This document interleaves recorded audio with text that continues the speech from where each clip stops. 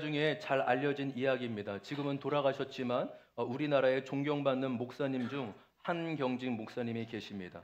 영락교회를 세우고 담임으로 은퇴하시고 이 남한산성 및 작은 집에 거처하고 계셨습니다. 그때 이 교계의 중직자분들이 모여서 이 한경직 목사님께 안부차 인사를 드리러 갔습니다. 그리고 인사와 안부를 마칠 때쯤 한 목사님께서 목사님, 저희들에게 어떻게 목회해야 될지, 어떻게 살아야 될지 좋은 말씀 한마디만 해주세요 라고 부탁을 드렸습니다. 그때 이제 후배 목사님들이 가르침을 청하자 이 한경직 목사님이 한참 골똘히 생각하시다가 목사님들에게 이렇게 말했습니다. 목사님들, 예수님 잘 믿으세요.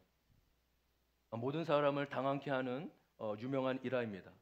다른 사람도 아니고 목사들을 향해 예수 잘 믿으세요. 여러분, 그러나 어쩌면 이것만큼 전곡을 찌르고 핵심되는 말씀도 없을 것입니다. 오늘 우리가 읽은 이 골로새서 본문은요, 예수를 믿는다는 것이 무엇인지 우리에게 잘 말씀해 주고 있습니다. 이 다른 목회를 나오기 전에는 그래도 부족하지만 나름대로 잘 준비하고 다양한 경험을 해보았다고 여겼습니다. 정말 좋은 제자들 교회에서 신앙생활을 시작하였고 훈련을 받았고 또 선교단체나 좋은 기회를 통해 정말로 젊은 나이에 많은 경험을 하고 배울 수 있었다고 여겼습니다. 그러나 막상 담임을 나와보니 저의 부족함이나 연약함이 더 많이 보게 되는 것 같습니다. 무엇보다 내가 담임자로 교회를 잘 이끌어갈 수 있을까? 하나님이 원하시는 뜻대로 목회를 잘 세워갈 수 있을까? 이런 생각이 들 때면 때로는 두렵기까지 합니다. 물론 교회는 주님이 것이기에 주님이 친히 이끌고 세워가시는 것이 진리임을 믿습니다. 주님이 우리 교회를 이끌어 가시고 인도해 주실 줄 믿습니다. 그러면서 동시에 목회자로 부름받은 제가 주님께 잘 순종하며 잘 따라가야 할 것입니다. 사역에 대한 부담이 있는 것도 사실이지만 제일 중요한 것은 신앙의 목적과 방향을 잘 가르쳐 함께 걸어가는 것이라고 여겨집니다. 여러분, 신앙의 목적과 방향이 잘못되면요, 아무리 좋은 의도와 아무리 좋은 열심도요, 아무런 소용이 없어지는 것이죠. 그래서 목회자로서 가장 중요한 것이 있다면 이 성경이 말하는 이 66권 하나님의 말씀이 말하는 신앙의 목적과 방향을 늘 점검하여 되새기며 함께 나누는 것이죠. 그리고 때로는 힘들고 넘어지더라도 그 길을 함께 걸어가자며 독려하는 자가 바로 목회자인 것 같습니다. 여러분, 그런 의미에서 오늘 본문은 우리에게 신앙의 목적, 신앙의 방향을 분명히 밝혀주고 있습니다. 바로 신앙이란 예수 안에서 살아가는 것이라고 말씀하고 있습니다. 함께 따라 볼까요? 신앙이란 예수 안에서 살아가는 것이다. 우리 골로새서 2장 6절입니다. 골로새서 2장 6절. 예. 같이 한번 읽어보겠습니다. 시작. 그러므로 여러분이 예수 그리스도를 주님으로 받아들였으니 그분 안에서 살아가십시오. 아멘. 다시 한번요. 6절입니다. 다시 한번 시작. 그러므로 여러분이 그분 안에서 살아가십시오. 아멘. 바로 이 6절이 우리의 신앙의 목적과 중심이 무엇인지 바로 예수님을 더욱 알아가고 더욱 사랑하는 것이라고 말하고 있습니다. 신앙의 방향이 예수님이 되어 예수님을 더욱 닮아가고 예수님을 따르는 삶을 살아가는 것입니다. 이 골로새 교회는 이 골로새서는 이 바울이 할렐루야, 눈을 뜨세요. 예, 우리 지금 설교 시간에 5분 됐는데 벌써부터 이렇게 눈을 감으시면 저희 책임이 아닙니다. 눈을 잘 뜨시고. 예. 여러분, 골로새서는 바울이 로마 감옥에 있을 때 쓴 편지인데 골로새 교회는 바울이 직접 세운 교회는 아니고 이 바울을 통해 복음을 들은 에바브라에 의해서 세워진 교회입니다. 그러니까 은혜롭게 교회가 세워지긴 했지만 교회 안팎으로 여러 어려움을 당하고 있습니다. 그것은요, 끊임없이 잘못된 교리와 가르침으로 교회 안에 밖에 혼란과 이단의 공격이 있었던 겁니다. 금욕주의, 천사숭배, 율법주의, 그리고 영지주의 등이 넘쳐나면서 교회 안팎으로 유혹과 속임이 넘쳐나는 것이죠. 그래서 지금 이 골로새 교회 성도들은요, 혼란을 겪으며 정말 무엇이 맞는 건지, 정말로 어떻게 신앙생활하는 것이 맞는지 흔들리고 갈피를 잘 잡지 못했습니다. 그때 로마 감옥에서 이 소식을 들은 바울이 그들에게 편지를 쓰고 있는 겁니다. 여러분이 당하고 있는 혼란과 유혹을 모르는 것이 아닙니다. 예수면 되겠냐? 예수 믿는 것으로 충분하겠냐? 그렇게 얘기하고 더 높은 수준, 더 영적인 신비한 것을 추구하고 경험해야 된다고 여러분들을 유혹하고 있지 않습니까? 라는 거예요. 우리 8절 말씀, 오늘 본문의 8절 말씀 같이 한번 읽어보겠습니다. 8절입니다. 시작. 누가 철학이나 헛된 속임수로 여러분을 노획물로 삼을까 조심하십시오.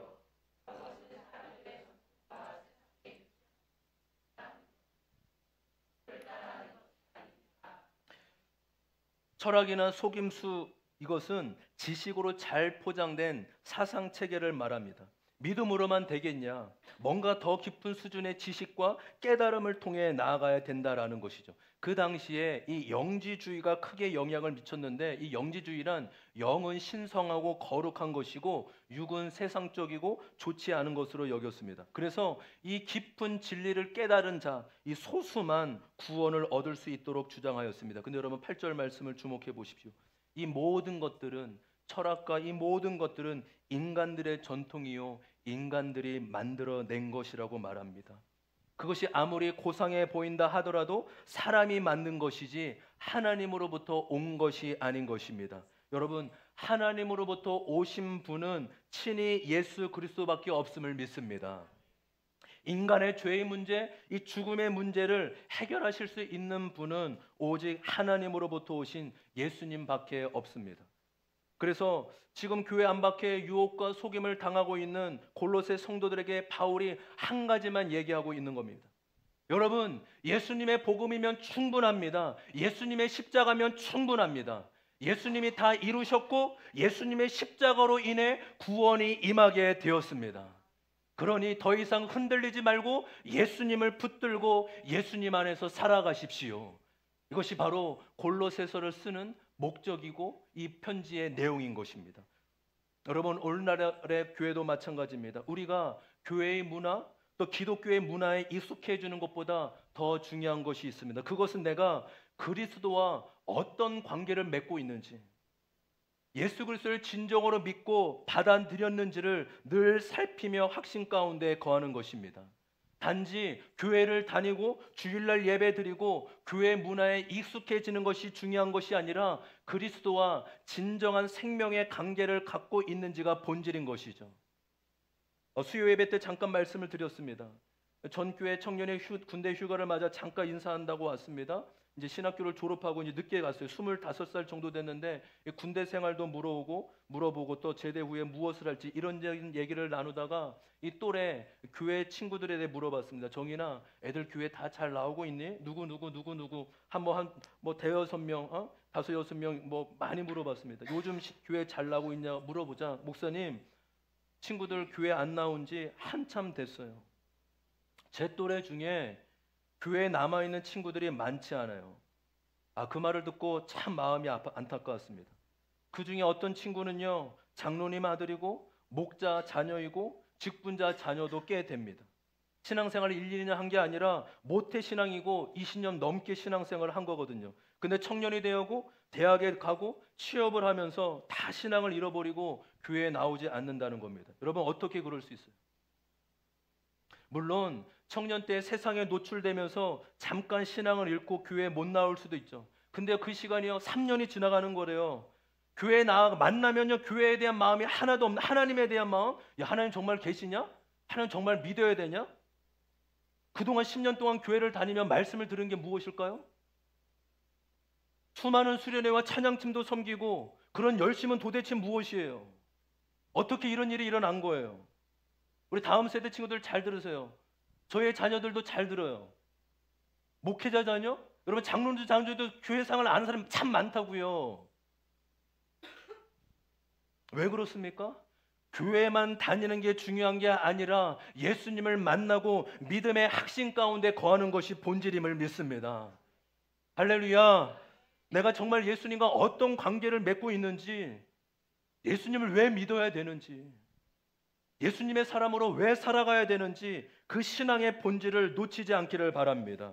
우리 적용 질문 같이 한번 읽어볼까요? 적용 질문입니다. 시작. 나는 교회만 다니는 자인가요? 예수님과 생명의 관계를 맺는 그리스도인으로 살아가고 있나요? 교회에 와서 교양도 쌓을 수 있고 문화생활도 할 수 있습니다. 그러나 교회에 와서 가장 중요한 것은 말씀을 배우고 말씀을 알아가는 것입니다. 말씀을 통해 내가 믿는 바가 무엇인지 배우고 알아가는 것입니다. 그 말씀을 마음에 새겨서 확신 가운데 거하는 것입니다. 여러분, 예수 그리스도가 빠지면 교회의 존재의 목적이 하나도 바로 설 수 없는 것입니다. 우리 함께 고백해 볼까요? 기독교의 본질은 오직 예수 그리스도이시다. 본질로 돌아가자. 할렐루야. 여러분, 그렇다면 이 예수 안에서 살아간다는 것은 무엇을 말할까요? 어떻게 사는 것이 예수 안에 살아가는 걸까요? 오늘 본문에 보면 세 가지의 단어와 문장이 나옵니다. 잘 마음에 새기셨으면 좋겠어요. 첫 번째, 뿌리를 받고, 두 번째, 세우심을 입어, 세 번째, 가르침을 받는다라는 거죠. 우리 7절 말씀, 2장 7절 말씀 다 같이 한번 읽어보겠습니다. 2장 7절입니다. 시작. 여러분은 그분 안에 뿌리를 받고, 다시 한번 좀 크게 읽으세요. 여러분, 말씀은요 듣기도 하지만 내 입술로 내 영과 마음에 선포하고 선언하는 거예요. 그래서 여러분은 그 안에 또박또박 선포하며 읽어봅시다. 시작. 여러분은 그 안에 뿌리를 받고 세우심을 입어서 가르침을 받은 대로 믿음을 굳게 하여 감사의 마음을 넘치게 하십시오. 아멘. 여러분, 이 7절 말씀에 세 가지가 나와 있는데 좀 쉽게 정리하면 이렇습니다. 첫 번째, 뿌리를 내리고, 두 번째, 자라나고, 세 번째, 열매를 맺는다입니다. 여러분, 누군가 예수님을 믿는 것이 무엇입니까? 라고 묻는다면 이 세 가지를 마음에 새기고 고백하시면 돼요. 예수님을 믿는다는 것은 예수님께 첫 번째 무엇이라고요? 크게 뭐라고요? 뿌리를 내리고, 두 번째요, 자라나고, 세 번째요, 열매를 맺는다.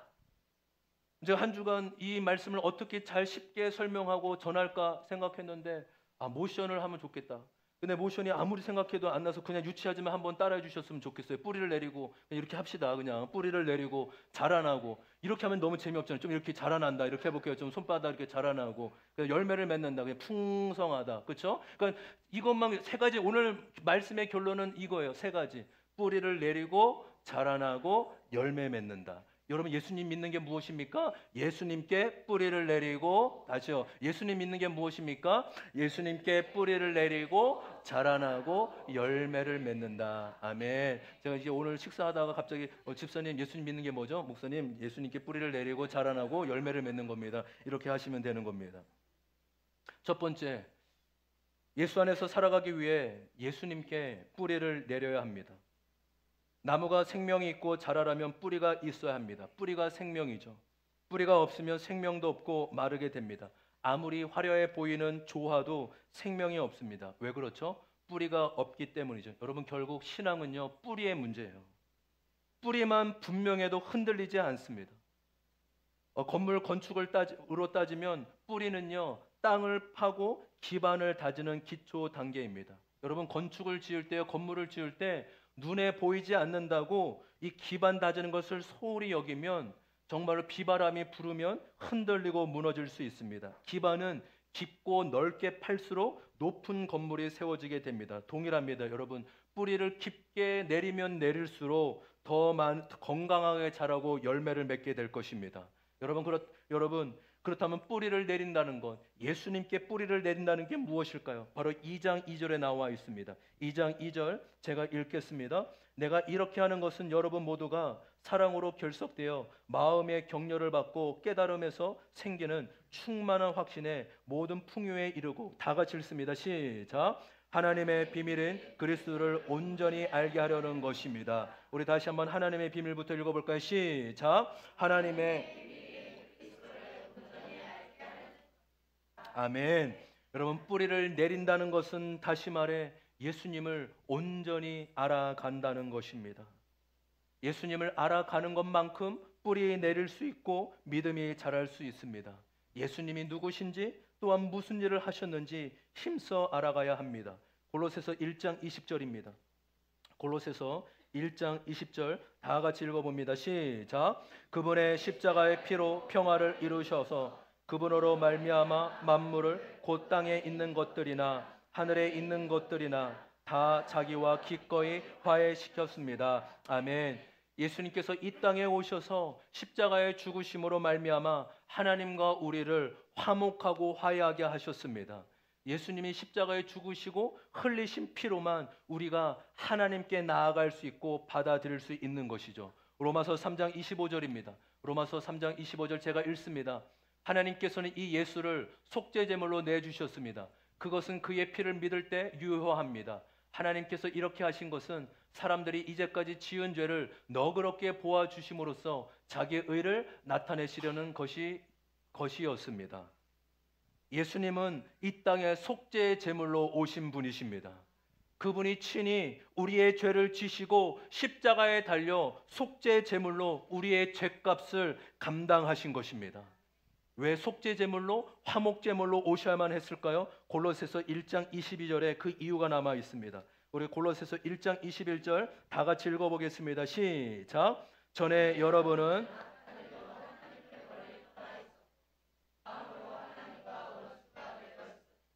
아멘.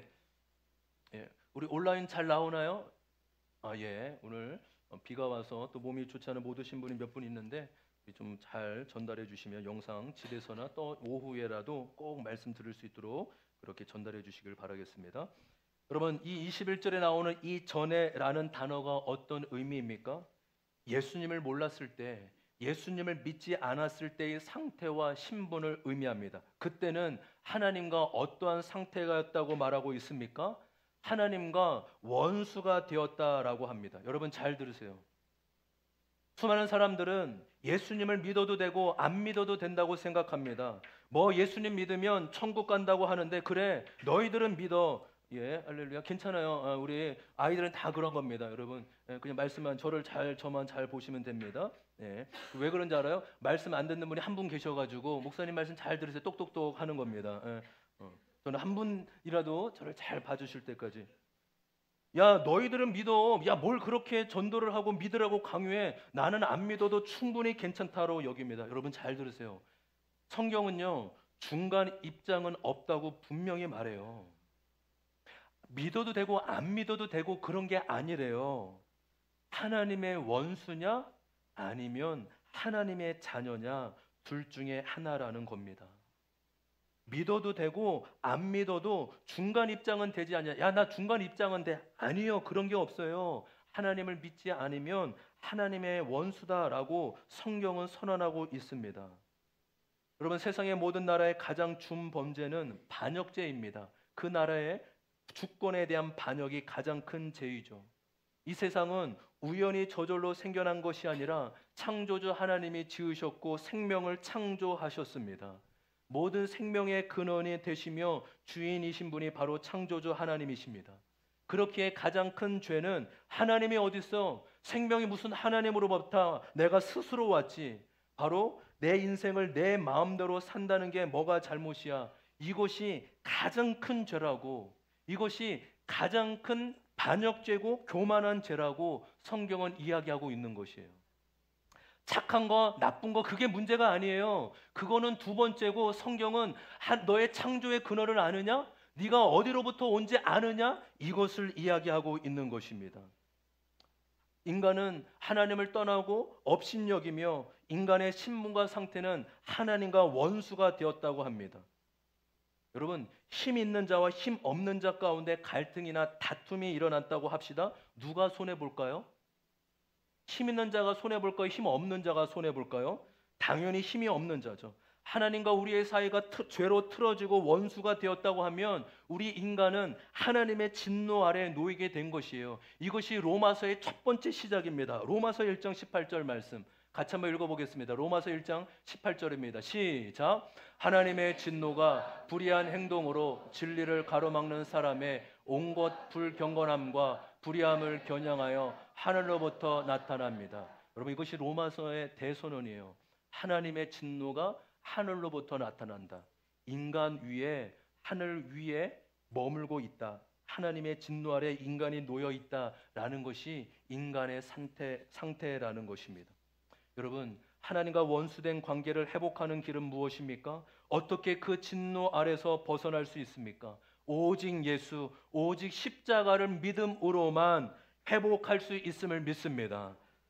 골로새서 1장 27처럼 예수님의 피로 말미암아 화평을 이룰 수 있습니다. 로마서 1장 22절 같이 한번 읽어볼까요? 로마서 1장 22절입니다. 다 같이 읽습니다. 시작. 그러나 지금은 하나님께서 골로새서 1장 22절입니다. 죄송합니다. 로마서 1장 22절 제가 읽겠습니다. 제가 잘못 준 것 같습니다. 제가 읽겠습니다.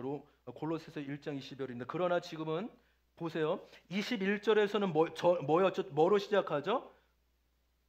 성경 할렐루야 성경 있으시죠? 주일날은 성경을 가져오시기 바랍니다. 21절에 전해죠. 근데 22절 보세요. 뭘로 시작합니까? 그러나 지금입니다. 여러분 펜이 있으시면 여러분의 성경책이면 그러나 지금은에 동그라미를 치세요. 가장 중요한 단어입니다.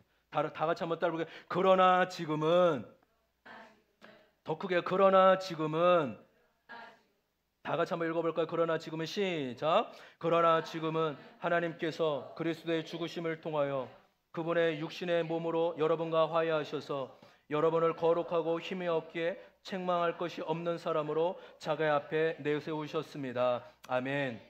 여러분, 전에 우리가 예수님을 몰랐고 믿지 않았을 때는 하나님과 원수가 되었으나 그러나 지금은 예수님을 믿고 우리가 그분을 마음에 모셔드림으로 말미암아 하나님과 화목하고 하나님의 자녀로 살아가게 되었음을 믿습니다. 여러분, 이 말씀 다 아는 거잖아요. 교회 다니면 누구나 다 아는 말씀 아닙니까? 이 말씀을 우리가 진정으로 믿고 진리라고 받아들인다면 우리가 어떻게 살아야 될까요? 그럼 이 말씀보다 위대한 말씀이 어디 있겠어요? 저는요, 이 말씀 한 말씀 때문에 신학교 간 것 같아요. 야, 정말이야? 이거 정말이야? 하나님 진짜 눈에 보이시지 않는데 살아계신 거 맞아? 정말 지옥과 천국이 있는 거 맞아? 예수님만 믿으면 지옥 가지 않고 천국 가는 건 맞아? 여러분, 이 말씀만 믿는다면 어떻게 살아가는 게 맞는 걸까요? 여러분, 우리가 예수께 뿌리를 내린다는 것은 다른 것이 아닙니다. 이 진리를 날마다 깊이 받아들이고 마음에 새기는 것입니다. 이 십자가의 복음 하나만으로 충분하며 인생의 목적을 두고 살아가는 것입니다. 바울은 이 십자가의 예수님을 만나고 인생이 180도 달라졌습니다. 빌립보서 3장 8절입니다. 빌립보서 3장 8절입니다.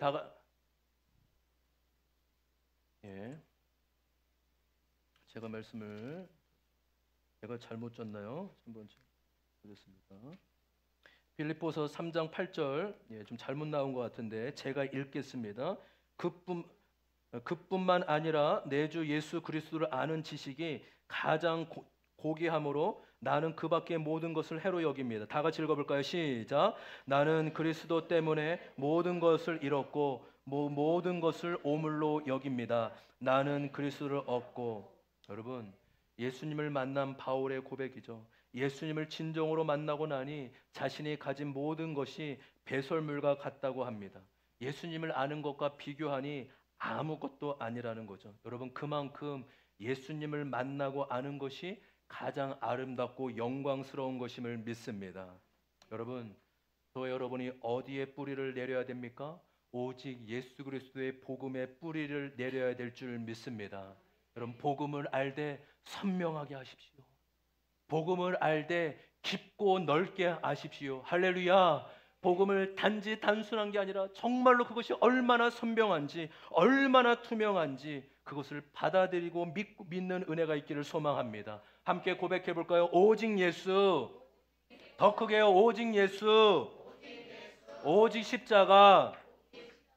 적용 질문 같이 한번 읽어볼까요? 적용 질문입니다. 시작. 예수님을 알아가고 깨닫는 것이 인생의 목적인가요? 세상에서 잘 되는 것이 목적인가요? 여러분 어떠세요? 저와 여러분이 고난과 어려움 가운데서도 문제 해결보다 그 가운데 예수님을 만나고 알아가는 것이 우리의 목적이 되기를 소망합니다. 두 번째로 예수님 안에 살아가기 위해서는 자라가야 합니다. 말씀으로는 세움을 잇는다 했는데 다른 말로 자라감입니다. 한번 따라볼까요? 자라가야 한다. 자라가야 한다. 생명이 있는 나무는 반드시 자라게 됩니다. 만약에 나무가 자라지 않는다면 생명이 없거나 병이 들었기 때문입니다. 여러분, 나무가 자라는 데 있어 필수적으로 중요한 것이 있습니다. 좋은 환경과 영양분도 필요하지만 이것 못지않게 중요한 작업이 있습니다. 바로 가지치기입니다. 필요하지 않는 가지, 죽은 가지는 잘라내야 합니다. 예수님도 요한복음 15장에 이렇게 말씀하셨습니다. 요한복음 15장 1절 2절 제가 읽겠습니다. 나는 참 포도나무요 내 아버지는 농부시다. 내게 붙어 있으면서도 열매를 맺지 못하는 가지는 아버지께서 다 잘라 버리시고 열매를 맺는 가지는 더 많은 열매를 맺게 하시려고 손질하신다. 그럼 이 말씀을 보세요. 예수님이 우리로 하여금 열매 맺기 위해서 어떻게 하신다고 말씀하고 있습니까? 어떻게 하신다고요? 손질하신다. 이 손질하신다라가 원어 헬라어로는 깨끗게 한다라는 것입니다. 여러분, 나무도 병들고 죽은 가지를 잘라내고 쳐내야지만 건강하게 자랄 수 있습니다. 우리는 신앙이 자란다고 하면 뭔가 더 채우고 뭔가 더 충만해야 된다고 자란다고 생각하기 쉽습니다. 그래서 뭐뭐뭐 주세요. 하나님 채워주세요. 하나님 부어주세요. 하나님 이것 좀 주세요. 이렇게 바라고 소원합니다. 그러나 성경은 그것보다 채우는 것보다 더 중요한 것이 제거하고 잘라내고 깨끗게 되는 거라고 합니다. 여러분, 저와 여러분이 신앙이 자라감에 대한 개념이 달라졌으면 좋겠습니다. 신앙의 자라감은 채우는 데 있지 않고 잘라나는 데 있어요. 한번 넘겨볼까요? 다음 화면. 너무 중요한 진리인 거예요. 같이 한번 읽어볼까요? 시작. 채우는 것보다 더 중요한 것이 버리는 것이다. 여러분, 신앙에 자라나는 것은 잘라내는 거예요. 제거해내는 겁니다. 가지치기 하는 겁니다. 채우는 것보다 잘라내는 것에 우리의 신앙의 목적을 두기를 소망합니다. 2주 전에 3년 만에 건강검진을 받았습니다. 대장 내시경을 받았는데요. 일어나 보고 황당한 이야기를 들었어요. 이 장에 찌꺼기가 남아서요. 다음에 다시 받아야 된다라는 것입니다. 그날 이제 화요일 아침이었는데 이제 새벽기도 가기 전에 이제 새벽 4시에 그것을 먹고 이제 계속 빼내야 되는데 그래도 새벽기도 인도가 있으니 이제 1시간 정도는 참자. 정말 참자 해서 참고 버텼습니다. 그런데요. 그게 다 안 빠진 것 같아요. 다음에도 화요일 날 잡아주었는데 그날은 빠져도 이해해 주시길 바랍니다. 근데 문제는요. 제가 봤을 때 그것보다 문제는 전날 저녁은 금식을 했지만 점심은 편하게 먹었습니다. 예전에 점심을 이렇게 먹고 싶은 거 먹어도요. 잘 나오더라고요. 내시경에. 그래서 아무 생각 없이 점심을 편하게 먹었는데 이제 저도요. 이제 40 중반 후반을 가면서 이제 나이가 이제 조금씩 먹어가나 보다. 어제 점심을 먹었던 게 남아 있던 것 같더라고요. 이 건강 검진 중에 하나가 고지혈증으로 나왔습니다. 고지혈증. 이 3년 전에 그런 거 하나도 없었는데 고지혈증. 여러분 고지혈증이 뭘까요? 찾아보니까 필요 이상의 지방이 혈액 가운데 존재한다는 거예요. 쉽게 말해요. 피에 기름기가 많이 낀 겁니다. 이제는 고기를 좀 줄여야 될 것 같아요. 수련회까지 고기를 참아야 될지 너무 고민이에요. 지금 그거를 듣고 나서. 여러분 영양분이 모자른 것도 문제이지만 좋지 않는 것, 해가 되는 것을 빼내고 제거하는 것도 건강에 너무 중요한 거죠. 여러분 예수님 믿는다는 게 무엇이에요? 예수님을 구원자로 모실 뿐만 아니라 주인으로 모신다는 거예요. 한번 따라가. 예수님 믿는 것은 예수님을 구원자요 주인으로 모시는 것이다.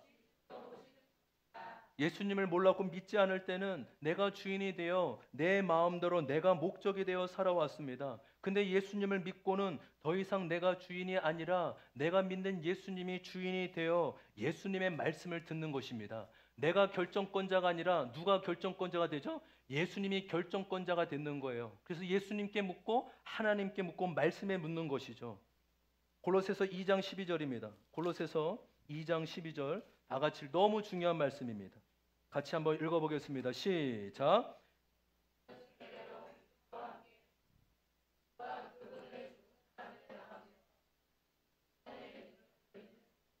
그리스도 안에서 그리스도와 함께 살아났습니다. 아멘.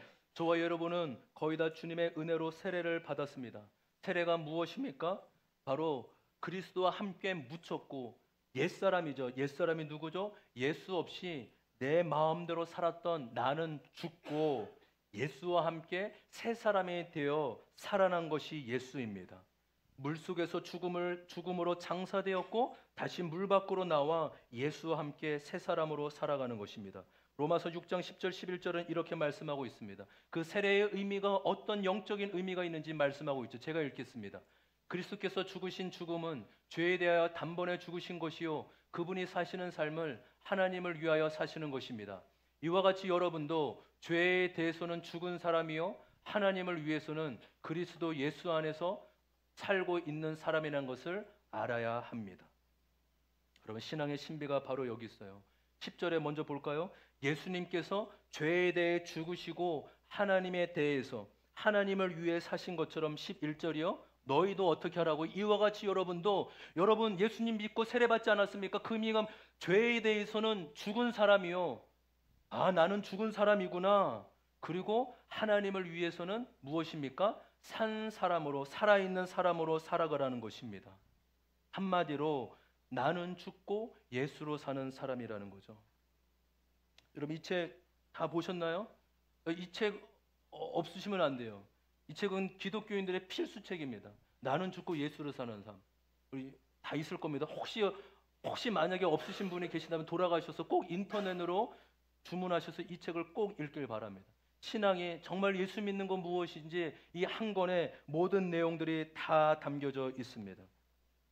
선한 목자 유기성 목사님이 쓴 책이죠. 또 이 내려놓음, 이용규 선교사님이 쓰신 이 두 권의 책을 너무 강추합니다. 저는 유기성 목사님 책과 설교를 자주 듣고 사모하고 그랬습니다. 너무 귀한 진리인데 잘 살아내지는 못했어요. 이 진리, 이 원리, 나는 죽고 예수로 사는 것 어떻게 적용해야 될지 잘 몰랐습니다. 그러다가 우리들 교회를 통해 큐티 목회를 하면서 조금씩 알고 체험하고 있습니다. 아, 나는 죽고 예수로 산다는 이 말은 날마다 말씀과 사건을 통해 내 죄를 보는 것이구나. 할렐루야. 아멘. 그거 합시다. 아멘. 내가 하나님이 끊임없이 말씀과 사건을 통해 내가 얼마나 100% 죄인임을 깨닫게 하시고 보여주시고 내가 얼마나 악한 자인지를 보고 깨닫게 해주는 거예요. 그리고 그 죄를 날마다 회개하며 가지치게 하는 것입니다.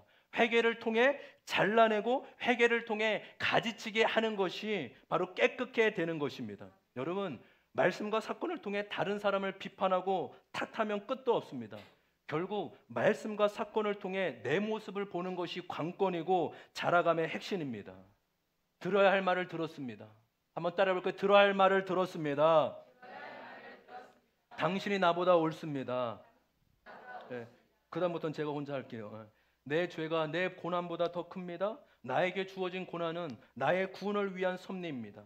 남편과 아내가 그렇게 방황하고 고생하는 것은 나의 구원과 거룩을 위해 애써주는 하나님의 뜻입니다. 여러분, 실제적인 고백이죠. 저는 이 두 가지를, 여러분 죄송해요.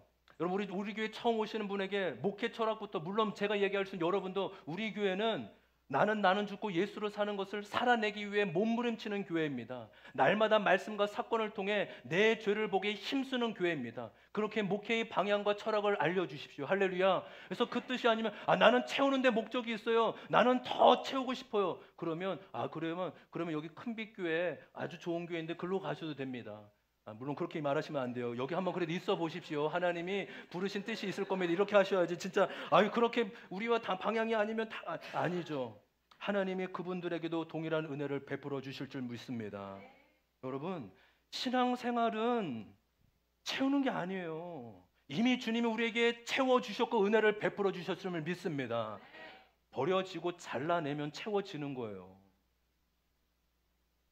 여러분, 언제까지 주세요 그러실 거예요.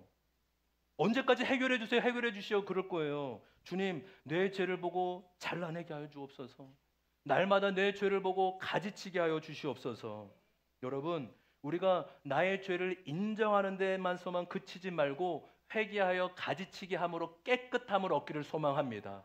우리가 2년 동안 열심히 달려왔어요. 말씀과 사건을 통해 내 죄를 보자고 했어요. 이제 인정까지는 되는 것 같아요. 우리 안에서도 들어야 할 말을 들었습니다. 이런 고백은 나와요. 근데 거기서 멈추는 것이 아니라 이제는 회개의 자리까지 가서 그 죄들을 하나씩 잘라내는 은혜가 있기를 소망합니다. 같이 적용 질문 읽어볼까요? 적용 질문입니다. 시작. 지금 말씀과 사건을 통해 내 모습, 나의 죄를 본 것은 무엇인가요? 회개하며 가지치게 해나가고 있나요? 아멘. 우리 마지막으로 세 번째, 예수 안에 살아가기 위해선 열매 맺어야 합니다. 우리 다시 한번 6절과 7절 말씀, 6절과 7절 말씀 다 같이 한번 읽어보겠습니다. 시작. 그러므로 여러분은